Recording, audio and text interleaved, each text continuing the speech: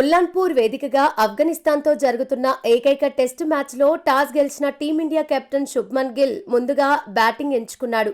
One day సిరీస్కు ముందు జరుగుతున్న ఈ ప్రతిష్టాత్మక టెస్టు మ్యాచ్లో భారత యువ స్పిన్నర్ మానవ్ సుతార్ టెస్టుల్లోకి అరంగేట్రం చేశాడు. మైదానంలో సీనియర్ స్పిన్నర్ కుల్దీప్ యాదవ్ చేతుల మీదుగా మానవ్ టెస్టు క్యాప్ అందుకున్నాడు. రాజస్థాన్కు చెందిన మానవ్ సుతార్ దేశవాళీ క్రికెట్లో తనకంటూ ఓ ప్రత్యేక గుర్తింపు తెచ్చుకున్నాడు. ఎడమ చేతి వాటం స్పిన్నర్ అయిన మానవ్ రాజస్థాన్ జట్టు తరపున రంజీ ట్రోఫీలో అద్భుతమైన ప్రదర్శన కనబర్చాడు.